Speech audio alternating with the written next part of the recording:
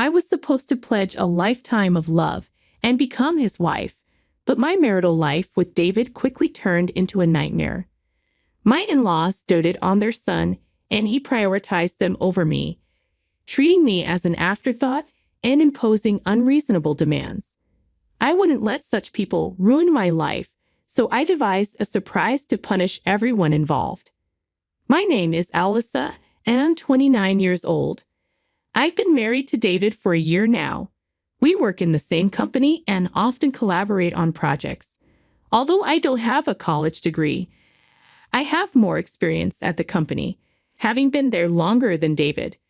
Despite being a high school graduate, my strong sales performance earned me a decent salary.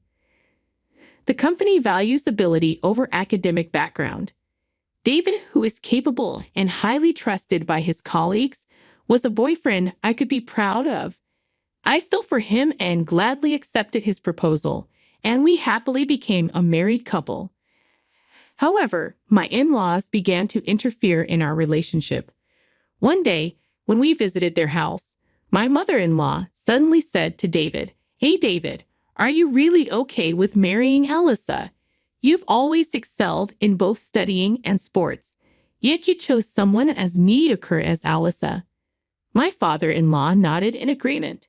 "Yeah, at first glance, she seems like an average young woman with nothing special about her." David responded, "Ah, that's what you're talking about. It's fine. I love Alyssa." Despite his reassurance, my mother-in-law gave me a sidelong glance that cut deep. I felt worthless, but I had worked hard to take on adult responsibilities. I cursed them in my mind, but held my tongue to maintain a peaceful marital life, avoiding conflict with my in-laws as much as possible. On another occasion, my in-laws started complaining in front of me. "Hey David, are you really okay with your current workplace?" My mother-in-law asked, "Isn't it a place where even high school graduates like Alyssa can work?" David replied, "The pay is good, and I have good colleagues." My father-in-law added, "You're too smart to stay in a place with high school graduates. There must be many other good jobs out there." They tried to persuade David while glancing at me, believing that responding would mean losing. I didn't react, but I was seething inside. What's with that tone? I do my job right, and there's no difference in work whether you're a high school graduate or not. In fact, sometimes I earn more than David does. It's safe to say that I don't have a good impression of my in-laws, who judge based on academic background or appearance. However, they don't physically bully me, and I don't suffer much direct harm. I told David up front that I was a high school graduate, and knowing that, he said, "I love everything about Alyssa. I take pride in my achievements at a company that values ability over academic background." Despite my in-laws' disparaging remarks, I always believed David was on my side. However, an incident shattered that belief. One day, out of nowhere, David said something unbelievable. "Hey, I've been thinking. I've decided to switch to a different job." "What? What are you talking about all of a sudden?" "Well, I was talking to my parents, and I realized our company even hires high school grads like you, Alyssa. I mean, I have a college degree, so there must be a better job out there for me." "Are you serious? You're making fun of both me and the company, aren't you?" "But it's true, isn't it? There's no need for me to work at a job that even a high school graduate can do. Plus, my mom said she could introduce me to a job through someone she knows." "Stop it. We are blessed with a good work environment, and now you say something like this. You're nagging." I finally realized I'm not someone who should be stuck in a place like this. It became clear that his parents had influenced him, and he convinced himself he deserved better. The very next day, without discussing it with me, he submitted his resignation and casually left the company only a year into our marriage. David switched to a factory job introduced by his mother, where his salary dropped to about half of what it was. The only advantage was that it was close to home, making commuting easier. About a week after starting the new job, he began to complain about the factory. That guy, even though he never went past middle school, has the nerve to tell me what to do, he shouted, scattering his clothes around. I stepped in to stop him. Why are you so angry? If you make such a loud noise, it's going to bother the neighbors. Shut up. Why does a university graduate like me have to be bossed around by a low-level middle school graduate? Well, you just started there. It can't be helped. He's your boss, right? I don't care. He can't even study, but he has the nerve to boss me around. Damn it. Who's the real problem here? What can a newcomer do without instructions from the boss? You chose to switch jobs, so bear with it a little. I know that already. Will he be able to continue at his current workplace? How long can he endure the situation? Nevertheless, my admonitions only worsened his mood. Every day became a struggle to soothe him enough to get him to work. My doubts turned out to be right when one day he caused a major issue at the workplace. You broke the factory equipment. I asked in shock. In response, David slammed his hand on the table. It's not my fault. It's that damn boss who pissed me off. But that doesn't mean you should break the factory equipment. That's absolutely unacceptable. What were you thinking? Had no choice. That guy was bossing me around, even though I'm a university graduate. The trigger was when his boss, who only graduated from middle school, criticized David for not working seriously. In response, David insulted his boss's academic qualifications. It was clear to everyone present that the fault was entirely with David, so they sided with his boss. Enraged, David went into a violent rage and damaged part of the conveyor belt, stopping the production line. He was fired and faced a large claim for damages. Since it was a factory his parents introduced, the damages had to be paid entirely by David and his parents. As a result, David lost all his savings, but even his parents' retirement fund seemed to have vanished in an instant. My parents are struggling right now, but they're moving into this apartment next week, David said, leaving me gasping in surprise. Living together. I never heard about this. You're my wife, right? Just listen and keep quiet. This is a done deal. Got it? With these words, he left the room with a bang. A few days later, my in-laws actually moved into our home. Adam was a joke. Living together was absolutely impossible, so I confronted my in-laws directly. Father-in-law, mother-in-law, living together is a problem. Shut up. It's your fault our son couldn't make it at the factory, my father-in-law snapped. That's right. It's because you neglected David's mental care, isn't it? My mother-in-law chimed in. Wait a minute. How is this my fault? Can't you shut up? Our life is a mess because of you, my father-in-law retorted. That's right. If you had done things right, this wouldn't have happened. It's all your fault, so living together is natural, right? Huh? What kind of logic is that?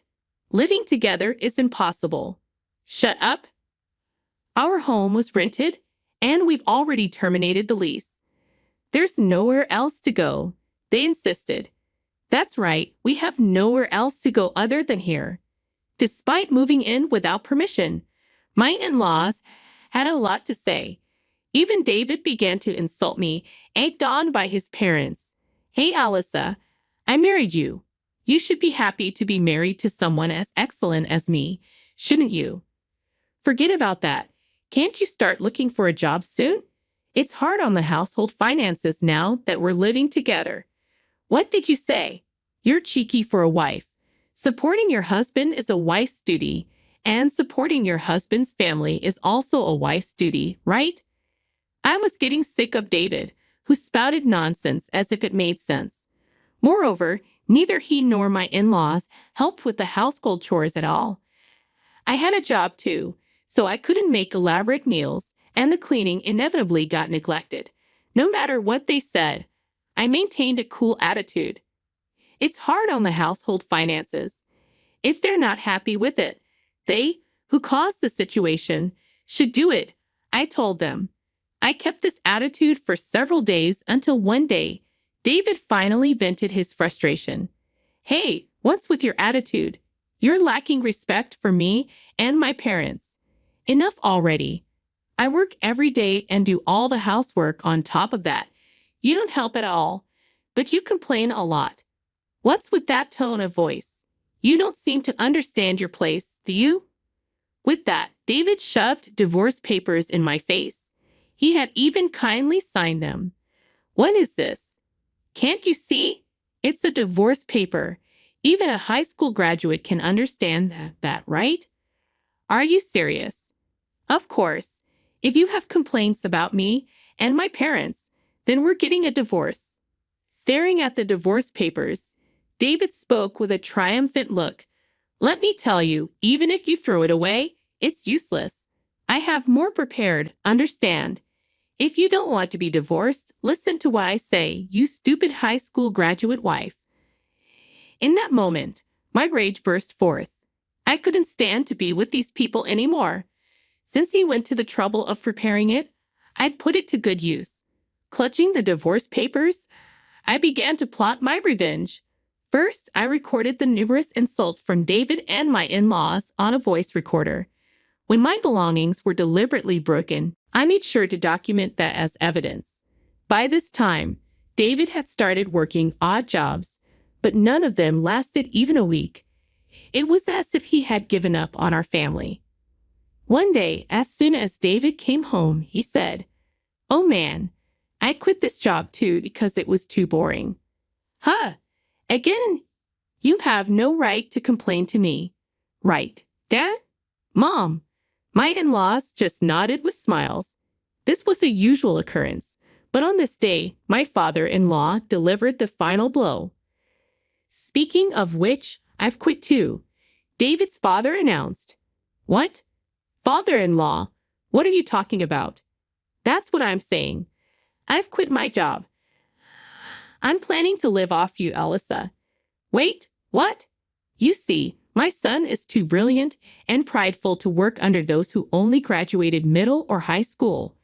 We're counting on you, Alyssa, a high school graduate, to work hard. Yeah, let's count on our lowly educated Alyssa to work hard, right, dear? My mother-in-law added. What were they even saying? They intended to live off not their son, but their daughter-in-law. I couldn't stand it any longer. With my father-in-law and husband's simultaneous resignation, I decided there was no point in spending any more time with this family. I finally put all my plans into action. The first thing I did was sign a contract for a new apartment. It wasn't for all of us to move in, of course. It was a new place for me alone. However, I needed time to move without my husband and in-laws noticing, so I gifted them a 5-day trip to give me time to pack. Upon receiving the trip ticket, my mother-in-law was thrilled. A trip? Oh, Alyssa, you do have a knack for these things every once in a while. I owe a lot to you all. Are you sure, Alyssa? You can come with us if you like, my mother-in-law offered. No, I have work. Please enjoy yourselves without any interruptions. Really? Well then, we'll take you up on your offer and have a blast. When the three left for the trip in high spirits, I carried out my planned move. During this time, I shipped my husband and in-laws' belongings to a weekly apartment I had booked and canceled the lease on our current apartment. Of course, I bore all these expenses. It was a painful outlay, but I decided to consider it a necessary expense for my revenge. A few days later, my husband, who had just returned from the trip, called me. Hey, what the hell is going on? I can't unlock the door. With a smirk at the sound of my husband's frantic voice, I calmly responded, I suppose I've already canceled that apartment. What? Canceled? What are you talking about? Explain properly. For now, I've stored all our belongings in a weekly apartment nearby. Feel free to do as you wish from there. What? What does that mean? You're always doing as you please. If you get too cocky, you'll pay for it later. Are you threatening me? Should I call the police? Damn it. My husband cursed. How dare you, my foolish wife? I dropped a bombshell. Oh, I'm not your wife anymore. What? Such a selfish act. You think it's acceptable. Taking a deep breath, I spat out, sorry, but I don't need your permission. You've made fun of me for being a high school graduate long enough, and now you've quit your jobs to become dependent. I'm done with you. Enjoy your family life without me. Hey, you must be kidding. I didn't really mean to divorce. Why should I listen to you at this point? We're strangers now. I don't care what happens to you at all. Please wait. You've enjoyed looking down on people, haven't you? I can easily imagine your struggles, and it makes me laugh. Go as low as you can with your family, you trash. I said and promptly hung up the phone. After that, David kept badgering me with phone calls, but I ignored them all. Later, David and my in-laws caused a ruckus at the entrance of the apartment building, dramatically damaging part of the mailbox, which ended up becoming a police matter. Apparently, they were taken away as is. Ultimately, they were asked to pay for the damages to the mailbox, adding to their debts. Truly, they are a hopeless family.